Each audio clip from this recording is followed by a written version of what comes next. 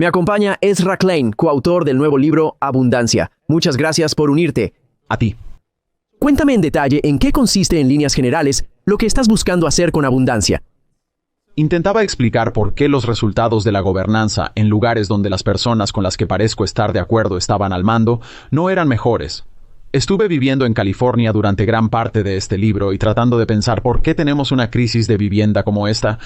¿Por qué en un estado tan comprometido con las energías renovables estamos tan lejos de cumplir nuestros objetivos de energía limpia? ¿Qué diablos pasó con el tren de alta velocidad?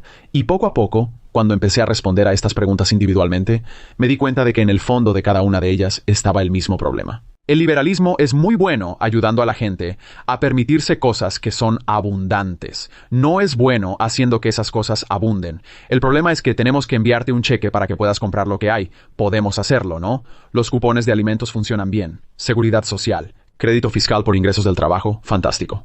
Pero cuando se trata de algo como necesitamos más casas, necesitamos más infraestructura pública, necesitamos que estas cosas se entreguen a tiempo y de forma asequible, ahí es donde empezamos a ver un problema real.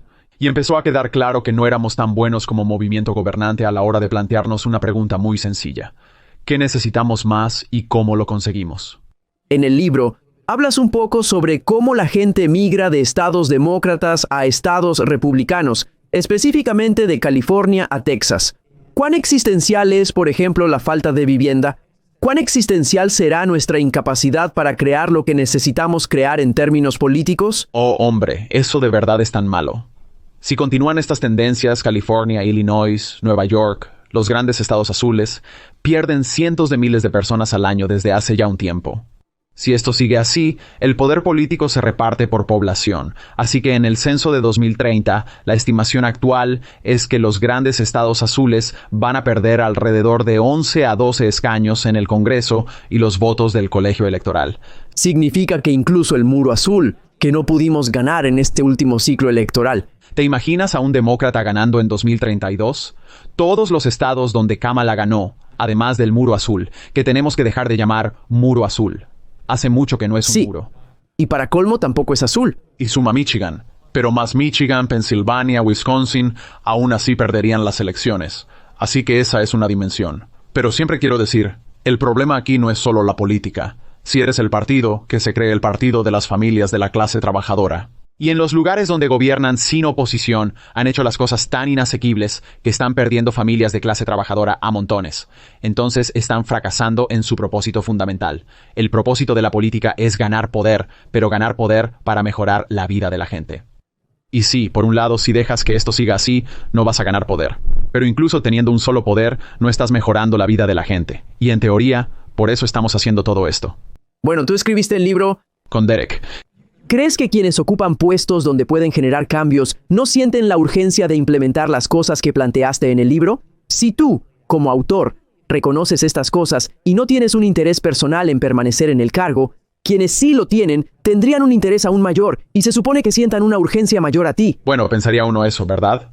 Diré dos cosas. Una más generosa con ellos y otra menos. La más generosa. A menudo no tienen tanto poder como crees.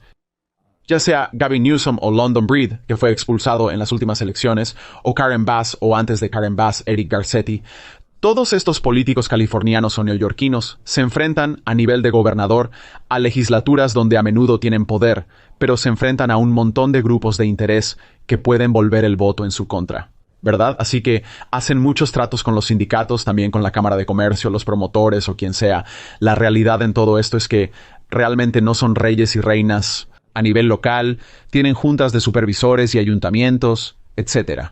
Así que soy comprensivo con el hecho de que el Ejecutivo a menudo no ejerce el poder que cree que tiene. Por otra parte, a menudo no utilizan el poder que sí tienen. En Los Ángeles, Karen Bass aprobó a principios de su mandato un paquete de vivienda muy bueno, y ese paquete de vivienda hizo mucho más fácil la construcción de viviendas multifamiliares, y como había cierta tensión política y la fricción en torno a eso, lo desmantelaron. Así que existe el problema del dolor político a corto y largo plazo. Cambiar las cosas crea dolor a corto plazo porque estás repartiendo siempre el poder de un sitio a otro. Si haces que sea más difícil para los opositores locales bloquear lo que no les gusta, se enfadarán. Por otro lado, si puedes superar ese periodo, puedes llegar a gobernar mucho mejor la ciudad o inclusive el estado. Porque el dolor a largo plazo al que se enfrentan los políticos de California, Nueva York, Illinois, etc., es muy profundo. La gente odia lo que se siente al vivir en los lugares que gobiernan. Odian la crisis de las personas sin hogar que se ha extendido por todo el estado. Odian lo caro que es todo y que no se haya construido el tren de alta velocidad. Y además, hay cosas que no me gustan de Elon Musk, muchas. Podríamos hablar de ello. Sin embargo, hay una cosa que creo que él entiende muy bien y que ojalá más políticos entendieran. No su lado anárquico, sino su otro lado. Y es que a veces para llegar a lo que uno quiere, hay que ser implacable y absorber mucho dolor intermedio. ¿Ves? Y si lo haces, superar el otro lado de eso valdrá la pena. Pero no se llega allí sin dolor. Y la estructura del gobierno liberal, la cultura del gobierno liberal, es altamente coalicional. Es muy burocrática. No quiere que nadie se enfade demasiado. Y como tal, a menudo no puede lograr grandes cosas porque las está cargando con demasiados compromisos interiores. Bueno, una cosa que espero de este libro es que funcione a dos niveles, como estás diciendo. Uno es que es casi un manifiesto. Y la otra es la textura real del nivel de gobierno, que creo que es un lugar al que a los liberales no siempre les gusta ir. Aprobamos un gran proyecto o elegimos a la persona esperando lo mejor. Las cuentas individuales aprobadas. Espero que eso resuelva el cambio climático. Y luego te metes en lo que sucede. La implementación. Y es malo. Entonces tienes estos ejemplos, estos contraejemplos. Y en cada uno de los que mencionaste, lo que sucede es que hay una crisis.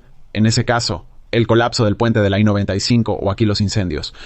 Y está permitiendo al gobernador usar poderes de emergencia para pausar una gran cantidad o aliviar una gran cantidad de regulación que normalmente haría las cosas más lentas. Permítanme hacer el argumento en contra de mi posición por un minuto para ser justos.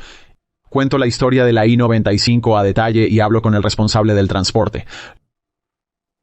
Lo que eliminaron fueron un montón de normas medioambientales, anticorrupción y de contratación pública. Algunas de ellas entiendes por qué están ahí. Así que el día que este camión cisterna vuelca y se incendia y el puente se derrumba, y es una enorme arteria en el noreste, por lo que sería un problema muy grande. Y Shapiro dice, esto podría llevarnos un año reconstruirlo. Esa es la visión inicial. Y terminan utilizando esta declaración de emergencia. Y entonces el líder del departamento de transporte está allí. Y hay dos contratistas trabajando cerca del puente en proyectos preexistentes. Los llama a ambos. Les dice, ya están en esto. Me contó que normalmente habríamos hecho una solicitud de propuestas. Ellos habrían venido, habría un periodo de notificación y comentarios. Dijo que normalmente nos habría llevado 24 meses solo contratar a los contratistas. Lo que hicieron en minutos. Sí, exactamente. Así que por un lado, se puede ver cómo eso tiene como una motivación útil, porque realmente se puede ver cómo, si el líder de departamento puede simplemente decir eres tú, la posibilidad de corrupción está realmente presente. Pero si nunca puedes hacer eso, entonces la oportunidad de moverte rápido se pierde. Y la pregunta es, ¿no podemos lograr algunos de los buenos objetivos anticorrupción por otros medios, que inspectores generales examinen las cosas posteriormente, en lugar de frenar tanto en la fase inicial? Sí. Estamos en un momento en el que esta administración puede apoyarse en cualquiera de las plataformas de medios sociales para suprimir ciertas voces si no les gusta la cobertura crítica. Eso significa que mi longevidad aquí está en manos de unos cuantos multimillonarios que dejan claro a esta administración que están dispuestos a suprimir la disidencia. Por eso, suscribirte a mi boletín es una buena forma de ponerme en contacto contigo directamente si es necesario. Solo tienes que ir a briantylercohen.com y hacer clic en la parte superior donde dice inscribirse. Es gratis, pero también hay una opción de suscripción de pago si quieres apoyar mi trabajo. Muchas gracias.